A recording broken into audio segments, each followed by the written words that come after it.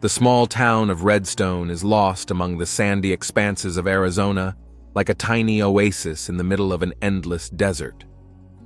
On a summer morning, when the sun had not yet heated the air to unbearable temperatures, the residents gathered around a small lake on the outskirts of the town. Surrounded by sparse cacti and parched grass, the locals called this place Grace, the only natural body of water for miles around. Today, it was the site of a baptism ceremony, an event that always brought almost all of Redstone together. Even those who didn't attend church regularly came to watch Reverend Ezra Holt immerse the new converts in the cool waters of the lake, symbolically washing away their sins. The Reverend, a tall man with penetrating gray eyes and prematurely graying temples, stood knee-deep in the water, dressed in white robes that rippled slightly in the light breeze. Veronica Kane stood out among the gathered crowd. Her blonde hair was arranged in an elegant bun, and her expensive ivory dress seemed inappropriately refined for this provincial gathering. Standing beside her like a shadow was her husband, Garrett, a trim middle-aged man with a cold stare and tightly compressed lips. The Kane family had moved to Redstone from Missouri only 3 months ago. Their arrival has sparked quite a bit of conversation among the locals. Garrett Kane, a prominent real estate developer, had purchased vast tracts of land around town and announced plans to build a luxury complex for wealthy retirees seeking peace in the warm Arizona climate. Today we are gathered to witness the birth of new souls into the bosom of the Lord. Reverend Holt's voice, deep and melodious, rang out over the water. Brothers and sisters, let me remind you of the words from the Gospel of John. Unless one is born of water and the Spirit, he cannot enter the kingdom of God. Veronica involuntarily caught the Reverend's gaze, and a slight shiver ran through her body. She remembered their first meeting, shortly after moving to Redstone. It had been at a fundraiser organized by the local church. Garrett had insisted on their presence. "It's important to show yourself to the public," he'd said at the time.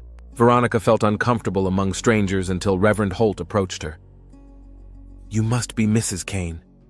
His voice sounded warm and sincere. "Welcome to our humble little town." Something in his demeanor, confident but not arrogant, caught her attention. They talked all evening. Ezra talked about life in the desert, the beauty of sunsets over the mountains, and how he had found his calling in this God-forsaken place. Veronica, in turn, shared stories of Missouri, the flowering gardens and green hills she missed so much. "You'll find beauty here too," Ezra said then. "You just have to know where to look." From that evening on, she began attending church services regularly. Garrett, immersed in his business projects, didn't mind.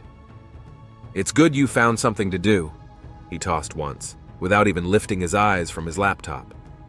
Veronica often stayed late after services to help with cleaning or preparing for charity events. Ezra always made time to talk to her. Their conversations became more and more personal, and their gazes more and more expressive.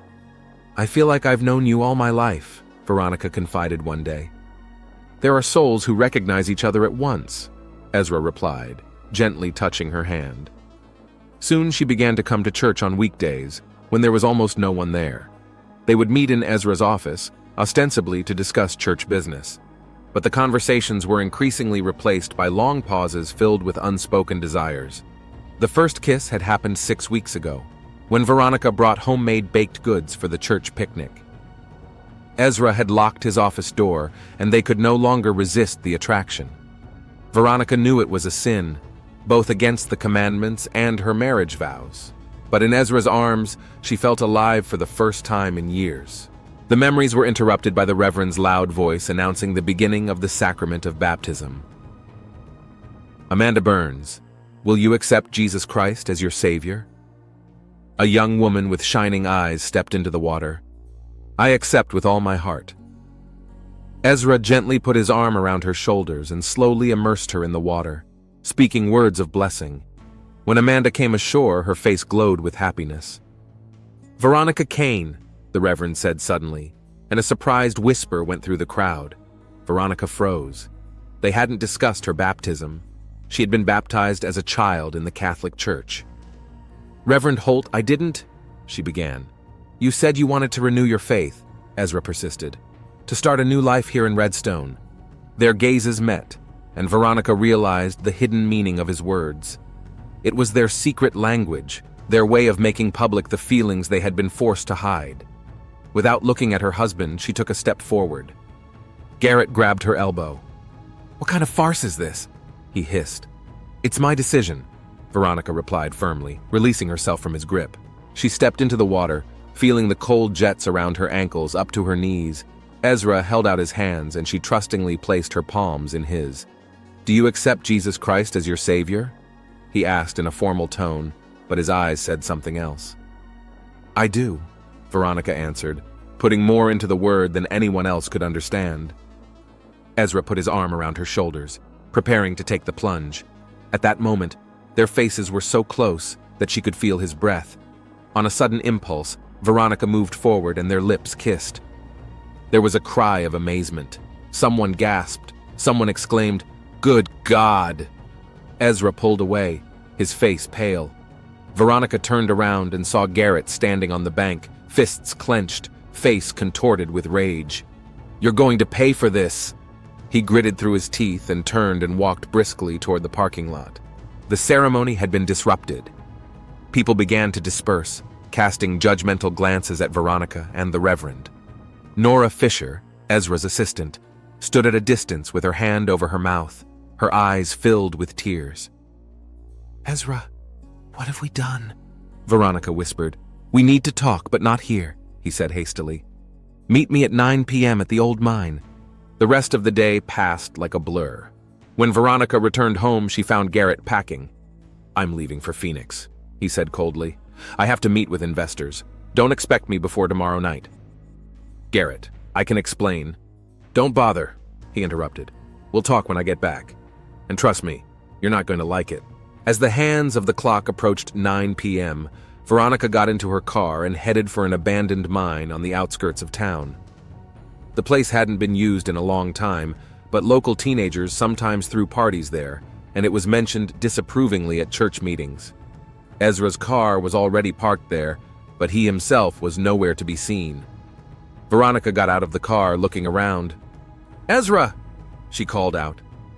Silence. Only the wind rustled the dry bushes. She moved toward the mine entrance. The moonlight cast bizarre shadows on the stony ground. A few meters from the entrance, Veronica noticed something dark on the ground. As she moved closer, she saw the prostrate body of Ezra Holt. The Reverend was lying on his back, his white robes, the same ones he had used for his baptism, stained with earth and something dark. In the moonlight, Veronica could make out blood that was already beginning to dry. Ezra's head was unnaturally twisted, and his open eyes stared lifelessly into the night sky. A scream caught in Veronica's throat. She knelt down beside the body, trembling hands trying to feel for a pulse, though she realized it was useless. Ezra was dead. Detective Lorenzo Vasquez arrived on the scene 40 minutes after the 911 call had been placed.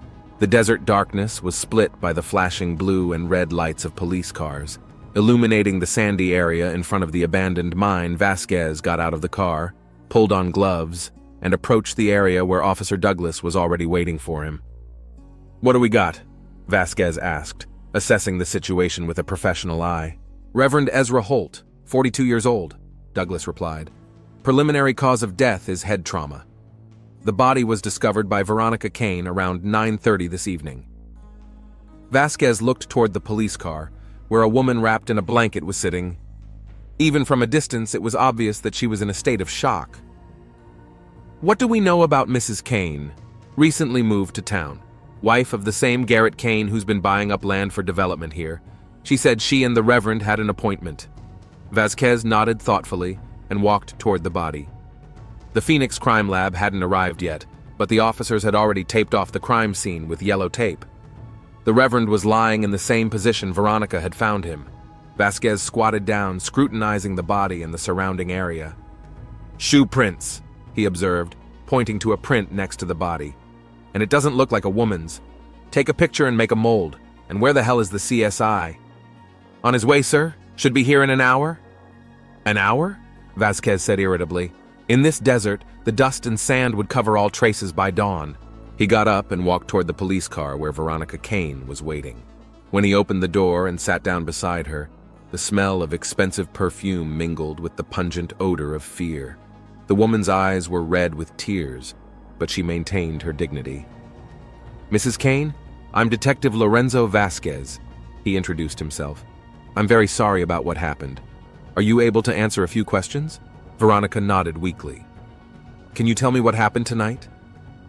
We arranged to meet with Ezra, with Reverend Holt here at 9 o'clock tonight." Veronica's voice shook. "When I arrived, his car was already parked here, but he was nowhere to be seen.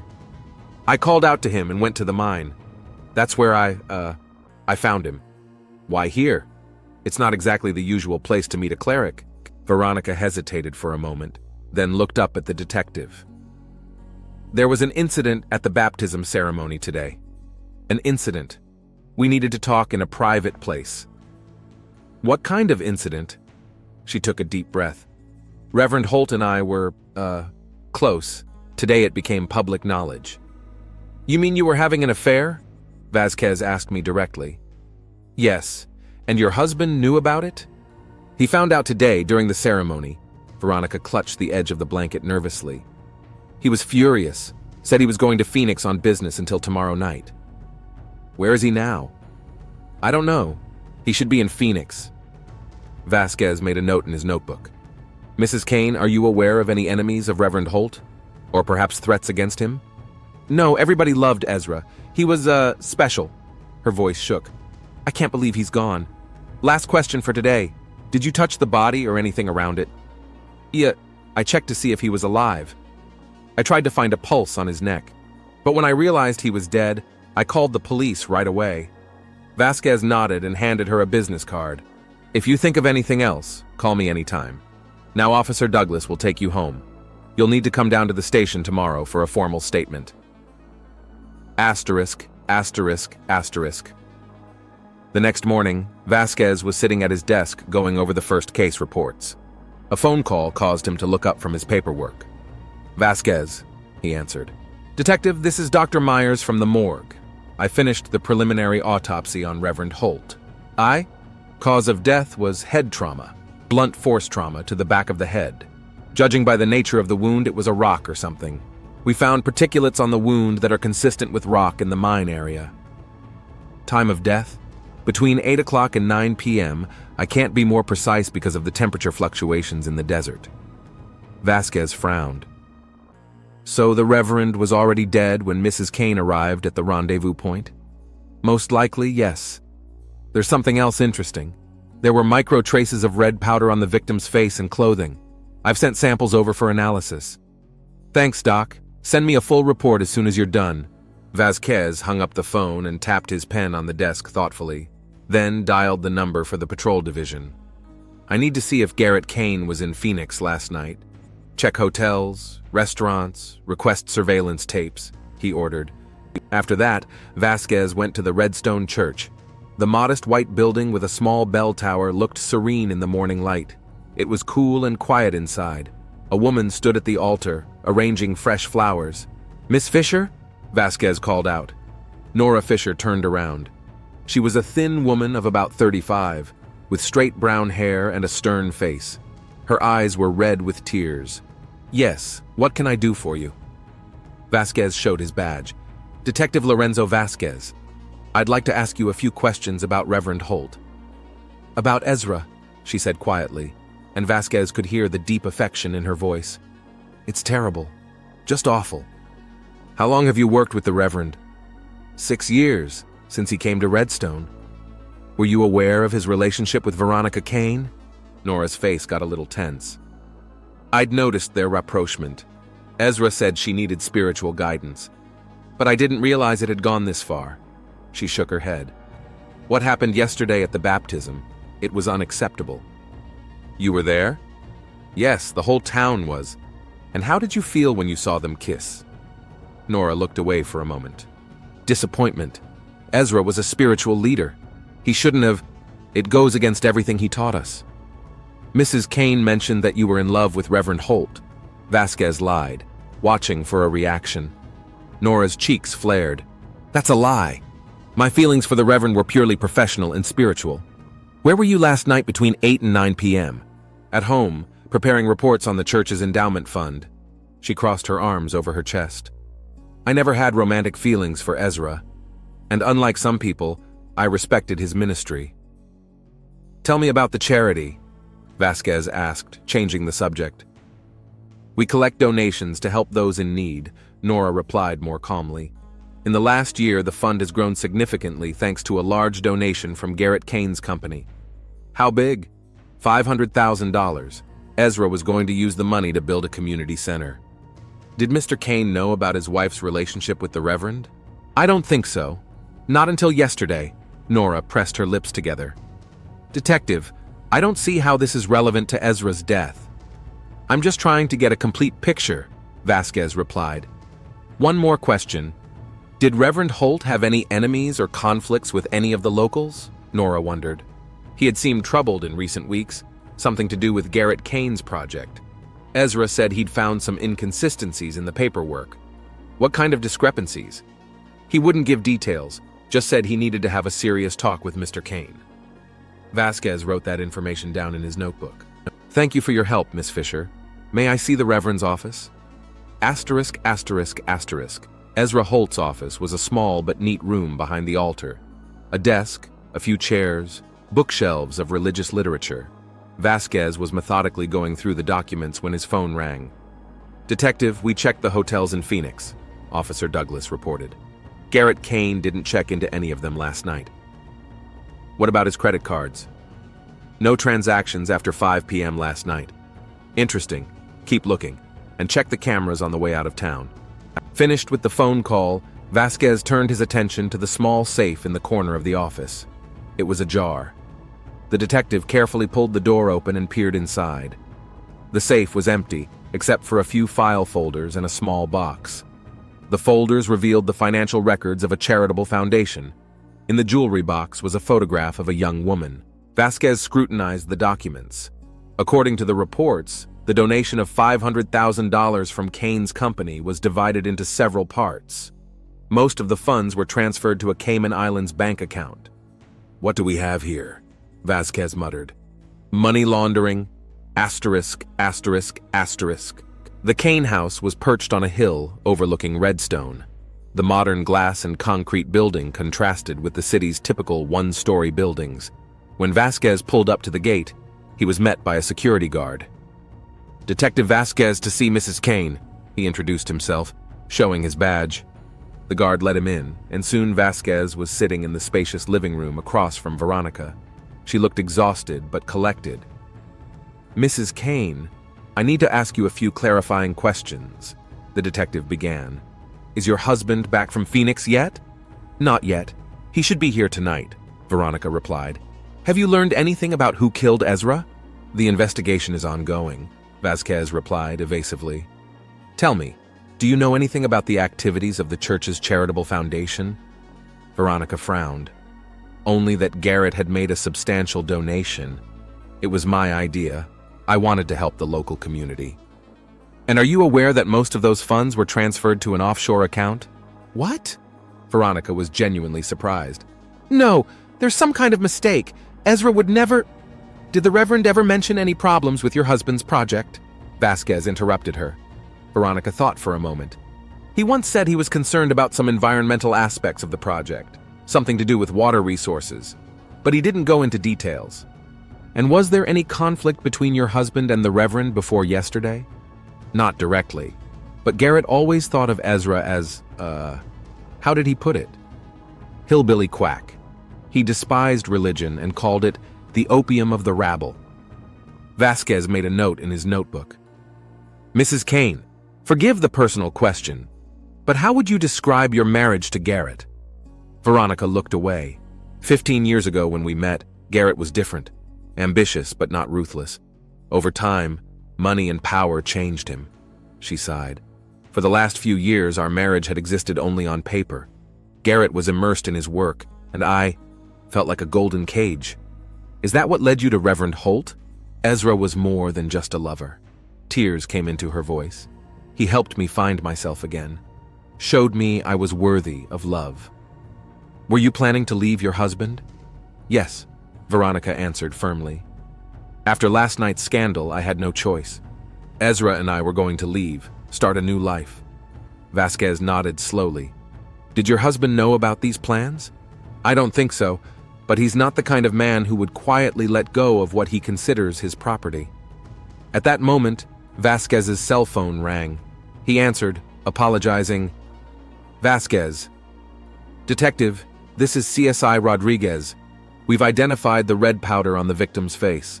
It's a cosmetic powder, a fairly rare brand. And one more thing. We found fingerprints on a rock that was probably the murder weapon. They belong to Nora Fisher. Vasquez looked at Veronica. Thank you, Rodriguez. I'm on my way. He ended the call and stood up. Mrs. Kane, I have to go. Please let me know when your husband returns. Asterisk, asterisk, asterisk. Vasquez found Nora Fisher at the church, where she was organizing an impromptu memorial for Ezra Holt. Watching her silently for a few minutes, he noted that the woman was nervous, her hands shaking slightly as she arranged the photos of the late Reverend. Miss Fisher, Vasquez finally said, I need you to come with me to the station. Nora turned around, a flicker of fear on her face. Why? I've already answered all your questions. We have new ones, the detective replied calmly, and some evidence you need to see. At the station, Vasquez led Nora into the interrogation room, a small room with bare walls and a simple table in the middle. When they sat down, the detective laid a photograph of a rock with traces of blood on the table. We found your fingerprints on the murder weapon, Miss Fisher, he said. How do you explain that? Nora turned pale. It's a mistake. I wasn't there. I didn't do anything. And there were traces of cosmetic powder on Reverend Holt's face, very similar to the kind you're using. I don't understand. You loved him, didn't you? Vasquez asked quietly. You worked side by side for 6 years, hoping that one day he would notice your feelings. And then she showed up, rich, beautiful, from another world. And she took him away from you. Nora lowered her head, her shoulders shaking. You don't understand. He was everything to me. I gave him the best years of my life. And you couldn't let him leave with her. He shouldn't have done that, Nora whispered. Not after all I've done for him. Not after I covered up his fraud with the Foundation's money. Tell me about those frauds, Vasquez asked softly. Nora looked up at him with tearful eyes. Ezra was not the saint everyone thought he was. He'd been using the church and the Foundation for personal enrichment for years, but I kept quiet because I loved him. And Kane's money? Most of it went into Ezra's offshore accounts. But recently, he started blackmailing Garrett. Blackmail? Blackmail him with what? Ezra found out that Kane's project violated environmental regulations, something to do with groundwater. He demanded that Garrett reconsider or pay more. And you knew about this? Ezra got careless after he got involved with that woman, Nora said bitterly. He no longer trusted me like he used to. What happened last night? Vasquez asked. Nora took a deep breath. After the scandal at the baptism, I followed Ezra. He was in a panic, gathering documents in his office. Said he and Veronica were leaving tonight, that they already had everything ready. Her voice shook.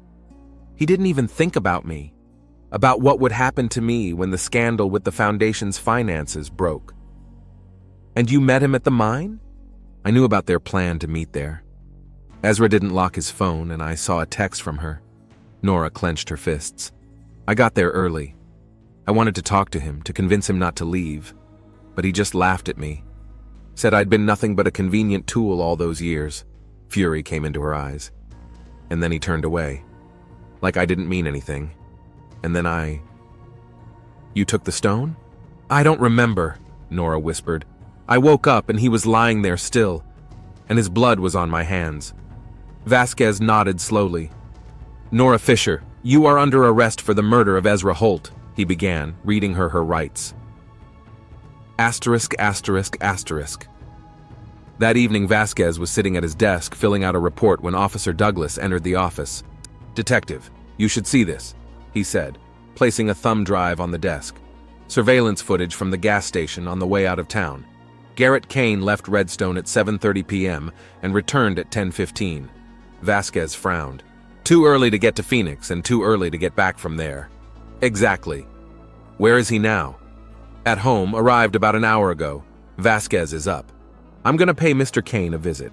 I want to hear his side of the story. You think he had something to do with the murder? But we already have Nora Fisher's confession. Maybe, Vasquez said thoughtfully. But something tells me that not all the mysteries in this story are solved. The Kane mansion towered over the city like a monument to wealth and power. When Vasquez pulled up to the gates, the last rays of the setting sun were coloring the glass walls of the house blood red. The guard led him through the hallway to a spacious office where Garrett Kane stood at the panoramic window with a glass of whiskey in his hand. "Detective Vasquez," Kane said without turning around. "My wife said you wanted to see me." "Thank you for taking the time, Mr. Kane," Vasquez replied, studying his host. Garrett Kane was a tall man with impeccable posture and a cold look in his gray eyes. "I don't have much time." Kane pointed to a chair. "Sit down and tell me why you're here." Vasquez sat down, but he was in no hurry to start the conversation. He scrutinized the office perfect order, minimalist design, not a single personal photograph or knick-knack. "The Reverend Ezra Holt was murdered last night," the detective finally said. "I know," Kane nodded. "It was an unfortunate event. Veronica's very upset." "I'm sure she is, given their relationship." Kane grinned, taking a sip of whiskey. "Are you alluding to their little affair?" "Yes, it was. Unexpected. But I'm not the kind of man to cause jealousy scenes, detective." "And yet you were furious after the baptism incident," Vasquez said. "Witnesses confirm that." "Of course I was angry. My wife had publicly humiliated me. But it's a big step from anger to murder." "Where were you last night between 7 and 10? Kane set his glass on the table and finally turned to the detective. "In Phoenix, at an investor meeting." "That's odd." Vasquez pulled out a notebook. "We checked all the hotels and restaurants in Phoenix. No one saw you there, but the gas station cameras recorded you leaving the city at 7:30 and returning at 10:15. You couldn't have gotten to Phoenix and back in that time." Kane's face tensed for a moment, but he quickly regained his composure. "I changed my mind about going to Phoenix. Decided I needed to take it easy, so I went to the desert. Sometimes solitude and silence is the best cure for stress." "And no one can verify your solitude?" Sadly no. Just me in the desert." Vasquez made a note in his notebook and changed the subject. "Tell us about your donation to the church's charitable fund." $500,000, Kane answered without hesitation. Veronica insisted. She wanted to contribute to the development of this town. "Are you aware that most of that money was transferred to offshore accounts?" This time Kane's surprise seemed genuine. "What? No, I'm not aware of that. And what do you know about the blackmail by Reverend Holt?" Kane was silent for a few seconds, as if weighing what to say. "The Reverend had discovered some, problems with my construction project. Environmental violations that might have delayed the permits. He offered his help in resolving the situation." "For a price?" "Of course. These holier-than-thou people always have a price."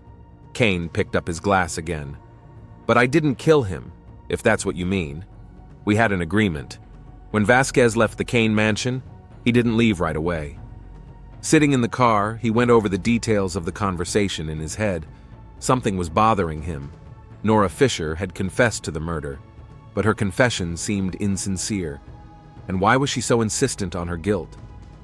The next morning, while reviewing the case file, Vasquez got a call from the lab. "Detective, we have some interesting results on the rock from the crime scene," the examiner reported. "It has the victim's blood on it, but it's too small to be a fatal blow. It looks like it was struck post-mortem." "What does that tell us about cause of death?" "From the nature of the wound, the impact was with a heavy object with a smooth surface, possibly glass." This information made Vasquez rethink the whole crime scene. He returned to the Reverend's safe from which the documents had been removed earlier. Among the papers was a small box containing a photograph of a young woman. On the back of the photo was the words, "To my beloved Rebecca, forever yours, David." David? Vasquez couldn't recall anyone by that name among the defendants in the case. He began searching the police database and found something surprising. 5 different states had fraud cases filed in the last 10 years against a man who looked a lot like Reverend Holt, but under different names. One of them was David Holt.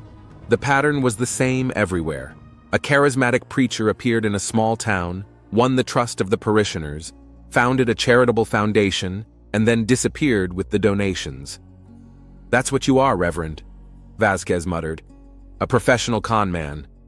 Continuing his search, he found an article from 5 years ago. Rebecca Holt found dead after husband disappears. Rebecca was the wife of David Holt and had allegedly committed suicide after her husband absconded with church money. The photo in the article confirmed the detective's hunch. The woman in the photo from the Reverend's box was Rebecca. But what struck Vasquez even more was her resemblance to Veronica Kane. Same blonde hair, same facial oval, even her smile seemed similar. With this new information, Vasquez went to Veronica's house. He found her in the garden of the mansion, where she was sitting with a book, although it was obvious that she was not reading. "Mrs. Kane," the detective addressed her, "what do you know about Reverend Holt's past?" "Not much," she answered in surprise. "He said he grew up in California, went to seminary in Chicago. His real name is David Holt." Vasquez interrupted her, showing her the photo. "He's a professional con man who has defrauded parishioners in several states.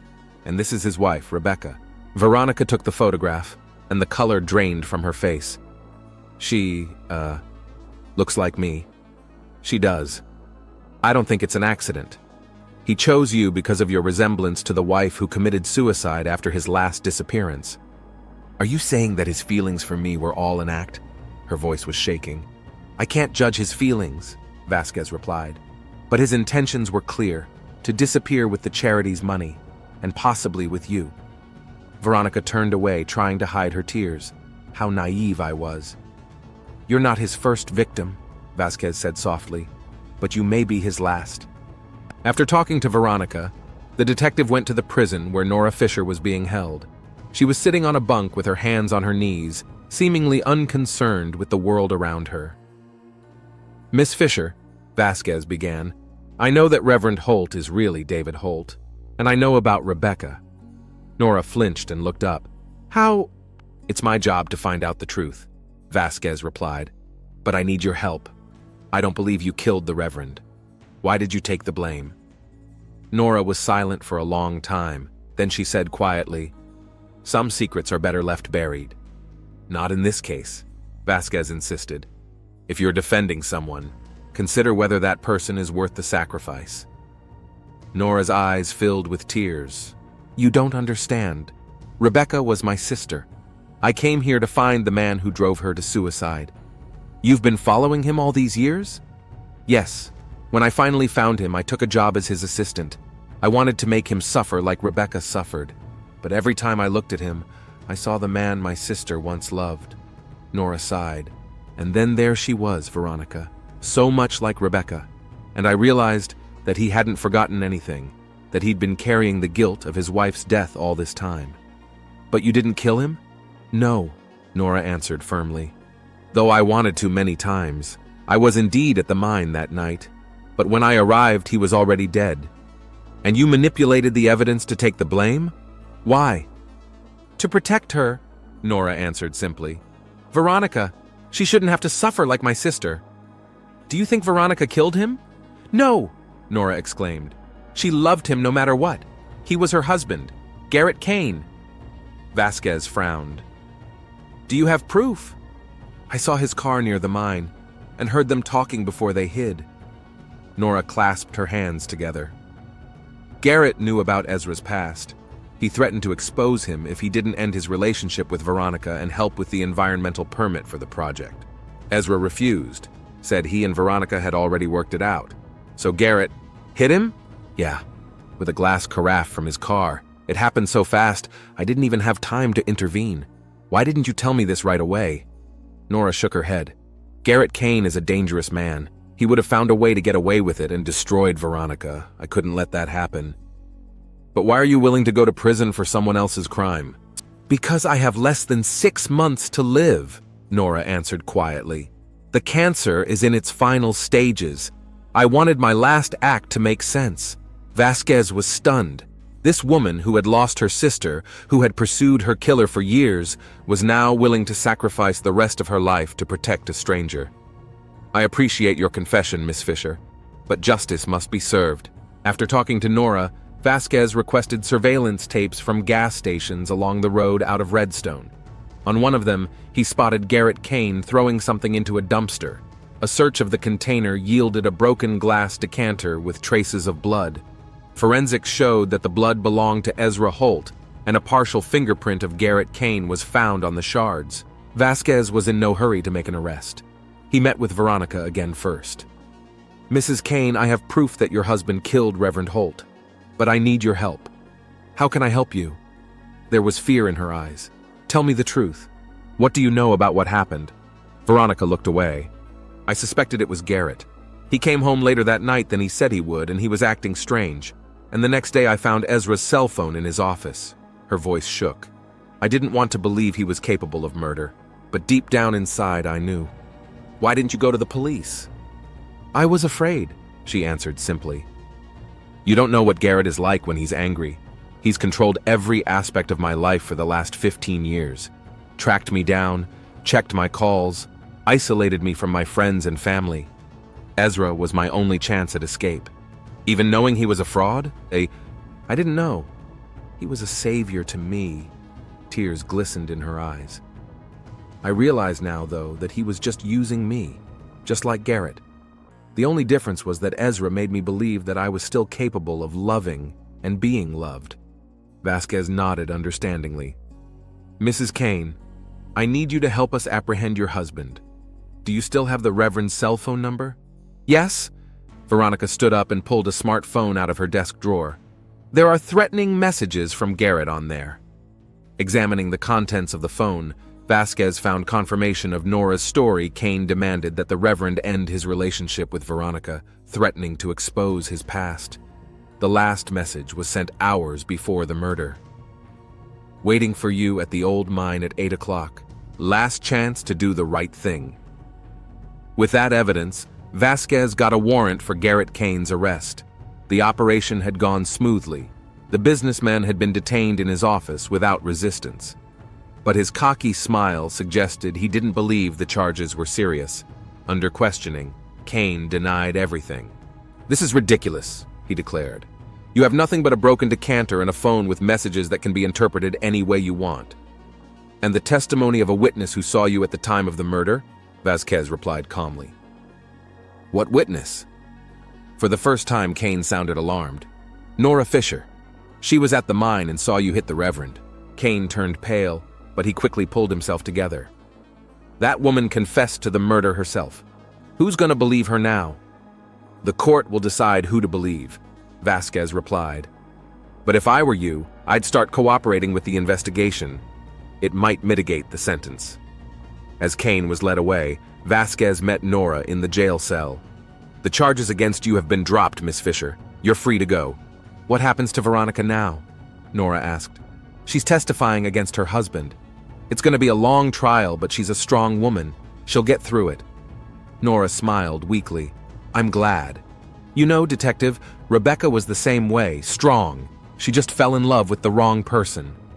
"So did Veronica," Vasquez pointed out. "Yeah, but Veronica still had a chance to start over. Rebecca didn't." A week after Garrett Kane's arrest, Vasquez met Veronica at a coffee shop near the precinct. She looked tired, but there was a new light in her eyes. The light of freedom. "How are you?" the detective asked. "Day by day," she replied. "Sometimes I think it's all been a dream, Ezra and my life with Garrett." "What do you plan to do next?" "Going back to Missouri, back to my parents. I need to remember who I was before I met Garrett." "Were you able to talk to Nora?" Veronica nodded. "Yes. Amazing woman. She spent years chasing after the man who ruined her sister's life, and in the end, she almost sacrificed herself for me, the woman who loved that man. Sometimes revenge doesn't bring relief," Vasquez observed. "Sometimes the right thing to do is just let go of the past and help others avoid your fate." Veronica looked out the window, at the desert stretching to the horizon. "You know what the weirdest thing is? Despite all the lies, I really did love him, and part of me still does, even though I know the truth. It's crazy, isn't it?" "It's human nature," Vasquez replied. "We can love people despite their flaws and even betrayals. The important thing is to find the strength to move on." Do you think he really loved me? Even a little bit? Vasquez thought for a moment. I think, in his distorted view of love, yes, you weren't just a goal for him. You were a chance to atone for the past, a kind of second try. Veronica nodded, as if the thought brought her some comfort. And Nora? How is she? She started palliative care. The doctors say she has a few more months. I'll visit her, Veronica said firmly. She deserves someone to be there for her at the end. As they said their goodbyes, Vasquez noticed that for the first time during the entire investigation, Veronica seemed peaceful, as if a heavy weight had been lifted off her shoulders. Take care of yourself, Mrs. Kane. Just Veronica, she smiled. Mrs. Kane was a thing of the past. Watching her walk away down the dusty Redstone street, Vasquez thought about the strange paths that human destinies take, about how love and obsession, revenge and forgiveness intertwine to create the patterns of life, and how even in the darkest of stories there is always room for light.